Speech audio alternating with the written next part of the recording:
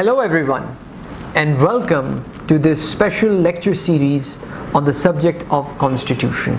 My name is Taimur and I am a practicing lawyer by profession, a graduate of University of California, Los Angeles. Some of you may know me. I teach the subject of constitutional law at the Punjab University Law College. I have been teaching there for over 2 years. I was also a former consultant to the Attorney General for Pakistan at the Honorable Supreme Court, and some of the other details of myself are given in the link description, link given below. So, one day I was teaching law to my students in the class, and the idea struck me. Why is it that the knowledge, the wisdom of Constitution that has been learned through so much struggle and research should only be passed onwards to the attending students? Why should this knowledge not be made available to everyone? And so the idea hit me that I may also record most of my videos on the subject of Constitution online, given that this in age of technology and YouTube, when information is so readily available, information about Constitution of Pakistan should likewise be readily available. And so in the series of lectures that are going to be recorded and uploaded on YouTube, I would primarily be covering two modules. I would be talking about the constitutional history of Pakistan, which is as such a different course for a different semester, and the Constitution of Pakistan 1973, which is our present constitution. And in the former course, we will be covering some of the most important cases: Maulvi Tamizuddin, Governor General reference case, State versus Doso, Asma Jilani, Begum Nusrat Bhutto, and then we will be also be covering cases pertaining to Article 58(2)(b), how the Prime Minister was dismissed, usually by the President, and he would do so just by issuing an order, because this was provided so under the Constitution. And then we would also be talking about the Constitution of Pakistan 1973, human rights, fundamental rights, and the various provisions which are provided. But before we could do any of this, the central question, the biggest elephant in the room, I suppose, I'm sure everybody would be wondering, is what is the Constitution? Now, if this was a class session, I usually open this question to the attending students. There would be a few raising of hands, but I understand this is not a classroom, so it would be a bit different. Now, the Constitution, as I have it in my hand, is nothing but a guidebook. It is just based on some fundamental principles according to which a state, a nation, a body politic is governed, is constituted. The word constitution itself, it comes from a Latin word constitutio, which means important law. Constitution means the act of establishing, of constituting. In other words, it is a set of laws or rules which establish the very machinery of the government of the state and define and describe the relationship between different institutions and the branches of the government, be it executive, judiciary, or the legislature. But there are, I would say, two ways of placing construction of the word constitution. There could be a wider sense, there could be a narrower sense. Usually we try to construe the Constitution in a narrow sense. We say this is a document. It is a document which has specific legal sanctity, which sets out the framework of the government, the principal functions of the organs, and describes the principles by which those organs must operate. But by that definition, if Constitution certainly is a document, what about the countries that don't have a written Constitution? The countries that do have a written Constitution would be Pakistan, India, US. Many other countries usually have codified such an important document, which is the supreme law of the land, if you may. But another country, as in the case of the United Kingdom, they don't have a written constitution. So if we were to construe the word constitution in a narrow sense, one would say it seems as if that the United Kingdom does not have a constitution. So we would try to construe constitution in a more wider sense. We would say that it is the assemblage of all the laws, the institutions, the customs which have been derived from fixed principles of reason that now the country wishes to be governed under. And so by that definition, you could say, yes, the United Kingdom does have a constitution.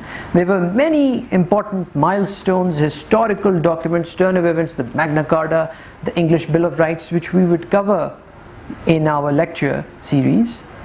To say that only those countries have a written constitution that have a written constitution would somewhat be negating the whole idea of the constitution.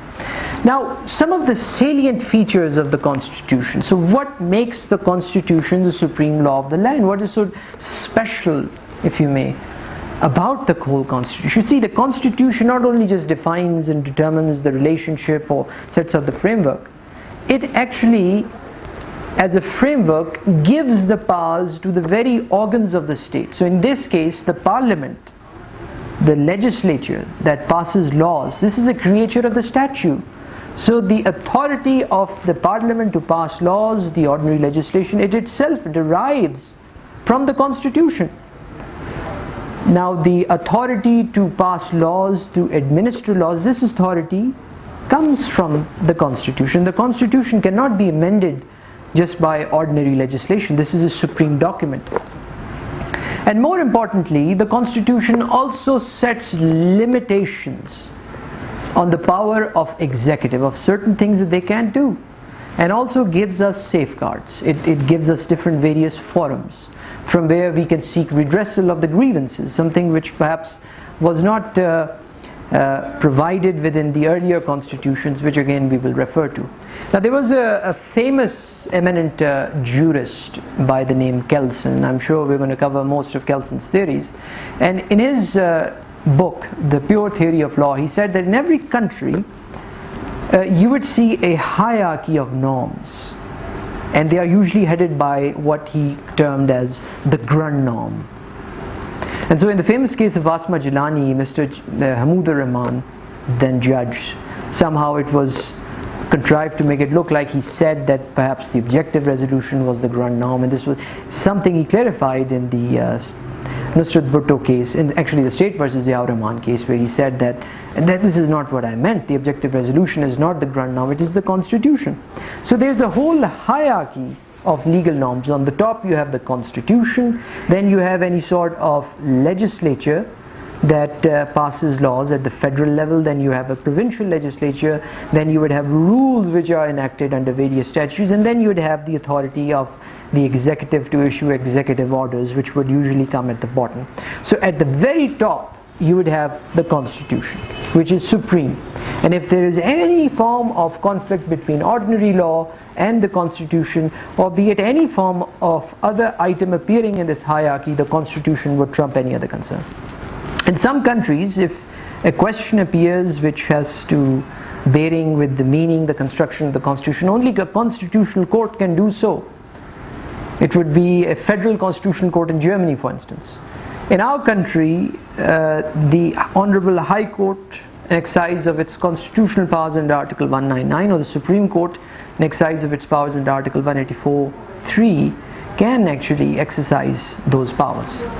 So all in all, in this lecture about constitution, we would be going through many of the functions, many of the intricate relationships as are provided as we go further.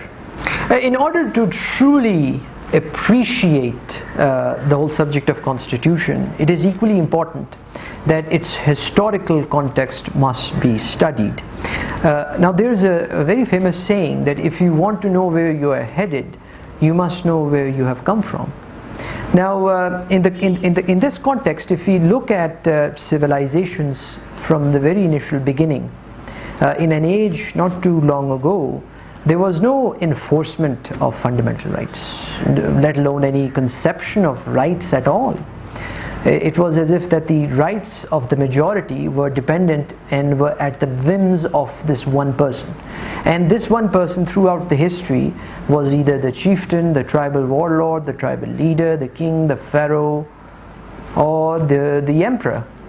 And this one person was the only individual who would both pass laws, administer them, be the judge, and his was the domain which was final. So it wasn't as if the people had any authority or any right.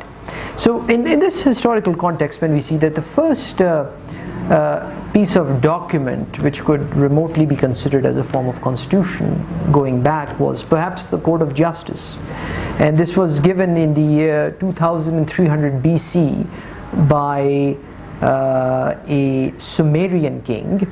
And even though the document has not been discovered itself, but there were certain provisions which as such had the effect of relieving women and orphans from tax and saving them from the vice of usury and so on. Another second important document was perhaps the Code of Hammurabi. Now a lot of people have actually heard about the sixth Babylonian king. His was, they say his was a rule which was worthy of devotion. At least that's what everyone says, and then the historians suggest otherwise afterwards. But Hammurabi is famous because he had this stele in a form of index finger where he had some 282 laws codified for everyone to look at, because there was no paper back in those days. And so these laws deal with a range of issues from family law, inheritance, evidence, the law, the procedure. One of the important principles of law that was codified by King Hammurabi was that a person should be presumed innocent until proven guilty, something which we even to this day follow. So this was a real sort of a codification of laws coming together and dealing with just about all sorts of issues there were. Now Babylon became a superpower, at least that's what say under King Hammurabi. And ultimately Babylon fell to the Persians under the first Persian king Cyrus. Now Cyrus the Great, as he liked to be called by, as everybody likes to be called by the great name, after defeating Babylon, he did something which was spectacular. He said that all the prisoners, they were especially Jewish prisoners, he said that all of them would be released, they would be free to follow their own religion, and he established a racial equality, something which was unheard of in those days. And so he had these inscriptions of his put in a special small barrel-sized shape of clay. And this is a cylindrical sort of a barrel which is about 2,500 years old. It's considered by some to be the first declaration of human rights. And what Cyrus did and achieved was truly great in its own.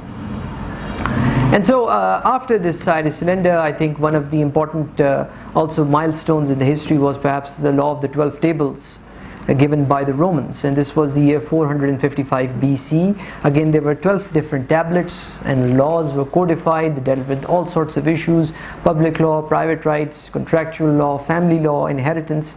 And so this was an age where laws were beginning to be codified and people were becoming more aware of their rights. It wasn't just this one person can rule over us and do. And following so, I would say another important milestone perhaps in our part of the world was the 33 famous edicts which were given by King Asoka of the Mauryan Empire. Again, there were mainly provisions relating to Buddhism, but some provisions dealt with the principles of law and so on.